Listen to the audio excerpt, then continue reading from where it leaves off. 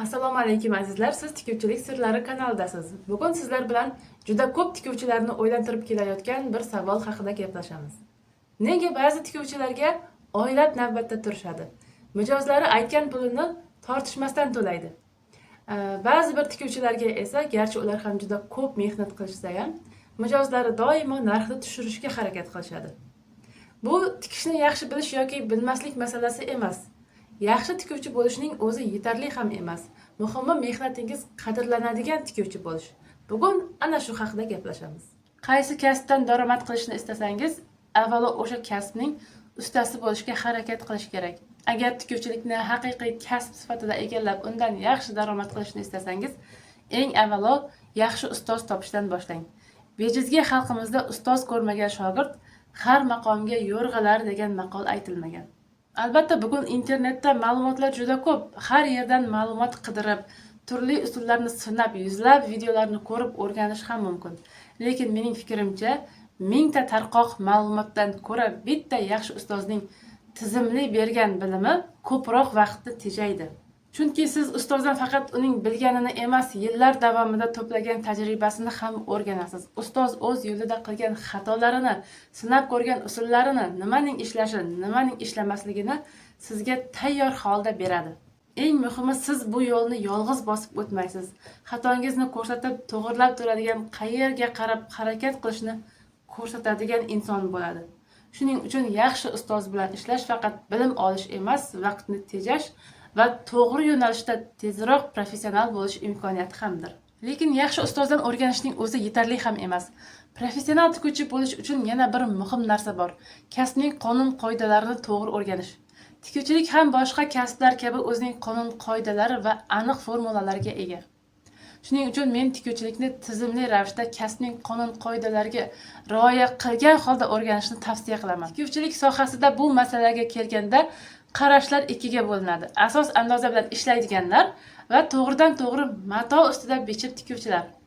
Men esa asos andozani tikuvchilikning fundamenti deb hisoblayman. Poydevorini mustahkamlamasdan turib uy quradigan bo'lsangiz, u uyning qanday chiqishini tasavvur qilish qiyin emas. Tikuvchilikda ham xuddi shunday. Asos andoza keyingi modellashtirish va murakkab fasonlarni yaratish uchun poydevor va bu kecha paydo bo'lgan usul emas. Kiyim andozalari va ularni tuzish usullarining tarixi bir necha asrlarga borib taqaladi.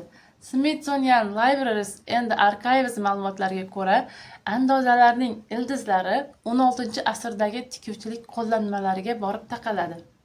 Shuningdek, Rijksmuseumning tarixiy kiyimlar bo'yicha tadqiqotlarida 16-18-asrlarga oid kiyim konstruksiyalari va andozalari alohida o'rganilgan. Demak, agar andoza haqiqatan ham keraksiz narsa bo'lganida, u asrlar davomida rivojlanib, amaliyot va vaqt sinovdan o'tib, bugungacha yetib kelmagan bo'lar edi. Ayniqsa bugungi kunda asos andozani bilishning ahamiyati yanada oshgan. Chunki hozirgi kiyim fasonlari bundan 10-20 yil oldingidek oddiy emas. Bugun mijozlar internetdan o'zlariga yoqqan fasonlarni topib, rasmini olib kelib, mana shu fasonni tikib bering deyishadi. Endi mijoz olib kelgan har qanday fasonni shunchaki ko'rib, matoning ustiga chizib chiqish bilan modellashtirib bo'lmaydi. U fasonni tushunib, uni asos andozaga to'g'ri ko'chira olish kerak. Buning uchun esa asos andozani bilish juda muhim. Chunki professional tikuvchi ko'rgan fasonni tushunib, uni andoza asosida yarata oladigan mutaxassis bo'lishi kerak. Endi tasavvur qilaylik, siz bilim oldingiz, yaxshi tikishni o'rgandingiz, asos andozani ham bilasiz. Lekin mijozdan buyurtmani olishga kelganda biroz hayajon va qo'rquv paydo bo'ladi. Mijozga yoqmasa-chi, buyurtmani buzib qo'ysam-chi, narximni aytsam qimmat demaydimi degan savollar xayoldan o'tadi. Bu holat ayniqsa faoliyatini endi boshlayotgan tikuvchilarda juda ham tabiiy hol. Chunki bilim boshqa, uni haqiqiy mijoz oldida qo'llash esa boshqa. Aslida qo'rquvning katta qismi tajriba va amaliyot yetishmasligidan kelib chiqadi. Shuning uchun yangi faoliyatini boshlayotgan tikuvchilar mijoz bilan ishlashga, o'z xizmat narxini bemalol aytishga qiynalishlari mumkin. Qo'rquvni yengishning eng yaxshi yo'llaridan biri tajriba orttirish. Tajriba esa faqat ishlab ko'rish orqali keladi. Shu yerda bir narsani tushunib olishingizni istardim. Siz tikuvchisiz, doktor emassiz. Shifokorning xato qilishga haqqi yo'q. Siz ham albatta ishingizga mas'uliyat bilan yondashishingiz kerak, lekin xatodan qo'rqib umuman buyurtma olmasdan yoki yangi fasonlarni sinab ko'rmasdan o'tirish ham to'g'ri emas. Masalan, biror kiyimni tikishda xato qilib qo'ysangiz yoki matoni buzib qo'ysangiz, bu yoqimsiz holat albatta, lekin bu katta fojia emas. Xatoni tan olib, uni to'g'rilash va keyingi safar takrorlamaslik muhim. Menimcha, men birorta kiyimni buzib qo'ymaganman degan tikuvchi bo'lmasa kerak. Har bir tajribali tikuvchining ortida xatolar, qayta tikilgan kiyimlar va o'rganilgan saboqlar bor. Shuning uchun yangi fasonni birinchi marta tikib ko'rayotgan bo'lsangiz, darrov qimmat va yaxshi matoda sinab ko'rish shart emas. Avvalo keraksiz matodan yoki bo'zdan maket qilib tikib ko'ring. Fasonning konstruksiyasini, qaysi joyi qanday ishlanishini tushunib olganingizdan keyin asl matoda tikishga o'ting. Men shogirdlarimga ham aynan shu usulni tavsiya qilaman. Chunki maketda qilingan xato o'rganish uchun qilingan xato. Qimmat matoda qilingan xato esa sizga ham, mijozga ham qiyinchilik tug'dirishi mumkin. Shuning uchun xatodan qochish emas, xatoning narxini arzonlashtirishni o'rganish kerak. Yana bir muhim jihatga to'xtalib o'tmoqchiman. Tikuvchilikda yillar davomida ishlashning o'zi hali professional darajaga chiqqanlikni anglatmaydi. Masalan, 20-30 yildan beri tikuvchilik qilib kelayotgan, juda katta tajribaga ega ustalar bor. Lekin ular orasida hali ham asos andoza bilan ishlamay, to'g'ridan to'g'ri mato ustida bichib tikib kelayotganlari ham uchrab turadi. Bu ularning 20-30 yillik mehnatini inkor qilish degani emas. Aksincha, shuncha yil davomida katta amaliy tajriba to'plagan bo'ladi. Lekin bitta savol bor. Agar shu tajribaga asos andoza va modellashtirish bo'yicha tizimli bilim ham qo'shilsa, ular yana qanday darajaga chiqishlari mumkin edi? Chunki tajriba sizga qanday tikishni o'rgatadi, lekin bilim sizga nega aynan shunday tikish kerakligini tushuntiradi. Mato ustida ko'p yil ishlagan odam ko'zi va qo'li bilan ko'p narsani his qilib qoladi. Bu ham katta mahorat. Asos andozani bilgan tikuvchi esa fasonni konstruksiya nuqtai nazaridan tushunadi. Qayerdan qo'shimcha chiqarish, qayerni qisqartirish, yeng yoki yoqa konstruksiyasini qanday o'zgartirish, bularni tizim asosida bajara oladi. Tajribani tashlab faqat kitobdan o'rganing demayapman. Aksincha, yillar davomida to'plagan tajribangizni tizimli bilim bilan birlashtiring. Ana shunda siz faqat ko'p yillik tajribaga ega tikuvchi emas, bilimi, tajribasi va fikrlash tizimi bor professional tikuvchi bo'lasiz. Men o'zim ham shogirdlarimga asos andozani A nuqtadan B nuqtaga chiziq torting debgina emas, oddiy va tushunarli usulda keyingi modellashtirishlarning poydevori sifatida o'rgataman. Asosiysi, bu usulni faqat kursdagi shogirdlarimgagina o'rgatib qo'ymaganman.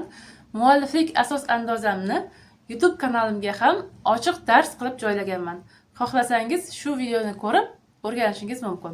Hozir malaka oshirish kurslarimdagi shogirdlarim ham aynan shu asos andoza bilan ishlashyapti. Eng quvonarlisi, shu asos andoza orqali turli fasonlarni modellashtirishda juda yaxshi tajribalarga erishyapti. Ya'ni men sizlarga faqat nazariy gapni aytmayapman. O'zim ishlab chiqqan usulni o'z shogirdlarimda qo'llab, natijasini ham ko'rib kelyapman.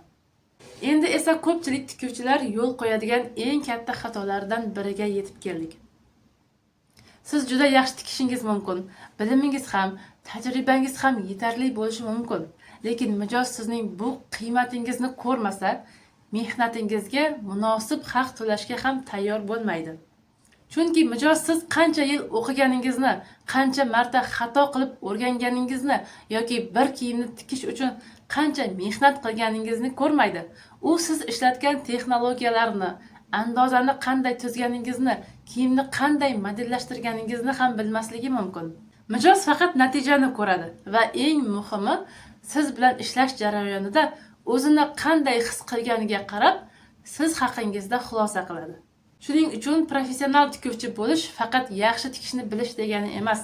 Professional tikuvchi mijoz bilan ham professional tarzda ishlay oladi. Mijoz oldingizga birinchi marta kelgan paytdan boshlab, uning ko'zida sizning qanday tikuvchi ekanligingiz shakllana boshlaydi. Uning savoliga qanday javob berdingiz, buyurtmani qanday qabul qildingiz, o'z xizmatingizni qanday tushuntirdingiz. narxni qanday aytdingiz, bularning hammasi sizning professionalligingizni ko'rsatadi. Masalan, mijoz shu ko'ylakni qanchaga tikib berasiz deb so'radi. Agar siz darrov hayajonlanib, ha bumi 100 ming bo'lsa bo'ladi desangiz, mijoz sizdagi ikkilanishni sezadi. Keyin esa juda chiroyli tikib bersangiz ham u sizga arzonroq qilib bering deyishi mumkin. Chunki siz o'z xizmatingizning qiymatini birinchi bo'lib o'zingiz past baholadingiz. Bu yerda gap mijozga qimmat narx aytishda emas, gap o'z mehnatingizni ishonch bilan baholay bilishda. Narxni aytishdan uyalish kerak emas, lekin narxni shunchaki aytib qo'yish ham yetarli emas. Mijoz bu narx nimalar uchun belgilanganini tushunishi kerak. Masalan, oddiy qilib ko'ylak 300 ming so'm bo'ldi demasdan, bu fasonni tikish uchun sizning qomatingizga moslab individual andoza tayyorlayman. Bezaklarning barchasi qo'l mehnati bilan ishlanadi. Yuvilganda ko'chib ketmasligi uchun ham sifatli texnologiyada ishlayman. Shuning uchun buyurtma narxi 300 ming so'm bo'ladi desangiz, mijozning ko'zi oldida sizning ishingizdagi professionallik ham ko'rina boshlaydi. Albatta, har bir mijozga yarim soat leksiya o'qish shart emas. Lekin o'z ishingiz nima uchun shu narxda ekanini avvalo o'zingiz bilishingiz kerak bo'lganda esa mijozga tushuntira olishingiz kerak. Chunki narxni birinchi bo'lib mijoz emas, siz o'zingiz qabul qilasiz. Agar o'zingiz ishingizni arzon baholasangiz, mijozdan uni qimmat baholashni kutish qiyin. Ko'pchilik shikoyat qiladi, men yashab turgan joyda tikuvchilar ko'p, qimmat narxlarni mijozlar ko'tarmaydi, boshqa tikuvchiga ketib qoladi va hokazo. Lekin bir narsani tushunib olingki, siz o'zingiz qanday tikuvchi bo'lsangiz, har doim o'zingizga mos mijozlar sizni topib keladi. Tikayotgan kiyimlaringiz sifatli, mijoz qomatiga yaxshi o'tiradigan, kiyganda yarashib turadigan bo'lsa, o'zingizni hududingizdagi qimmat tikuvchilardan biriga aylanishingiz ehtimoli katta bo'ladi. Bizda ko'pchilik tikuvchilar mijozlari uchun Telegram gruppa ochib qo'yadi. Tikib bergan chiroyli kiyimlarini rasmga olib, shu gruppaga joylab boradi. Bu albatta yaxshi, lekin faqat shuning o'zi yetarli emas. Bugun Instagram, Telegram sizga o'z ishingizni ko'rsatish uchun tayyor maydon. Har bir tikib bergan kiyimingiz keyingi mijoz uchun portfolio. Masalan, siz biror chiroyli ko'ylakni tikib berdingiz, uni faqat Telegram gruppaga joylab qo'yish bilan cheklanmang. Agar mijoz rozi bo'lsa, uning kiyib turgan holatini chiroyli qilib rasmga oling. Fasonini, matosini, siz nimasiga e'tibor berganingizni alohida izoh qilib ko'rsating. Agar individual andoza tayyorlagan bo'lsangiz, uni ham ko'rsating. Shunda odamlar faqat faloncha ko'ylak tikibdi degan natijani emas, bu tikuvchi ishni qanday professionallik bilan qiladi degan jarayonni ham ko'radi. Siz qanchalik yaxshi tikuvchi bo'lmang, agar buni hech kim ko'rmasa, sizning mahoratingiz sizning ichingizda qolib ketadi. Shuning uchun o'z ishingizni ko'rsatish maqtanish emas, bu o'z mehnatingizning qiymatini mijozga ko'rsatishdir. Ko'pchilik tikuvchilarda uchraydigan yana bir kamchilik bor. Ish joyining ko'rinishiga yetarlicha e'tibor bermaslik. Mijoz uyingizga yoki atelyengizga buyurtma bilan kelganda, birinchi navbatda sizning tikadigan kiyimingizni emas, siz ishlayotgan muhitni ko'radi. Yerda mato parchalari sochilib yotibdi, stol ustida iplar, qaychilar, asboblar aralashib ketgan, boshqa mijozlarning matolari yoki tayyor kiyimlari har xil joyda tartibsiz turibdi. Siz uchun bu oddiy ish jarayoni bo'lishi mumkin, lekin mijoz buni boshqacha qabul qilishi mumkin. Mijoz ish joyingizni ko'rib, ongsiz ravishda sizning ishlash uslubingiz haqida xulosa qiladi. Tartibli muhit unga bu inson ishiga jiddiy qaraydi degan ishonch beradi. Shuning uchun professional tikuvchining ish joyi ham uning ishiga mos bo'lishi kerak. Buning uchun albatta qimmat jihozlar, qimmat manekenlar yoki katta garderob sotib olish shart emas. Eng muhimi tozalik, tartib va ozodalik. Mijozning matosi va tayyor kiyimi uchun alohida joy bo'lsin. Ish stoli tartibli tursin. Iplar, qaychilar va boshqa asboblar o'z joyida bo'lsin. Va imkoniyat bo'lsa, kiyimni kiyib ko'rish uchun alohida chiroyli va toza zona qilib qo'ying. Katta joy shart emas. Ozoda parda, yaxshi yorug'lik va ko'zguning o'zi ham yetarli. Chunki mijoz kiyimni kiyib ko'rganda ham o'zini qulay his qilishi kerak. Siz kiyim tikasiz, lekin mijozga faqat kiyim emas, xizmat ham ko'rsatasiz. Va xizmatning har bir detali, kiyimning sifati, muomalangiz, narxini aytishingiz, ish joyingizdagi tartib mijozning siz haqingizdagi fikrini shakllantiradi. Xo'sh, demak mehnatingiz qadrlanishini istasangiz, avvalo o'zingiz o'z mehnatingizni qadrlashdan boshlang. Yaxshi tikuvchi bo'lishning o'zi kam. O'z ishiga professional yondashadigan, o'z qiymatini biladigan va bu qiymatni mijozga ko'rsata oladigan tikuvchi bo'lish kerak. Va ishoning, mijoz ham bunday tikuvchini albatta sezadi. Sizga arzimagan pul taklif qilishlaridan shikoyat qilishdan oldin o'zingizdan bir savol so'rab ko'ring. Men o'z mehnatimning qiymatini mijozga ko'rsata oldimmi? Agar javobingiz ha bo'lsa, demak siz to'g'ri yo'ldasiz.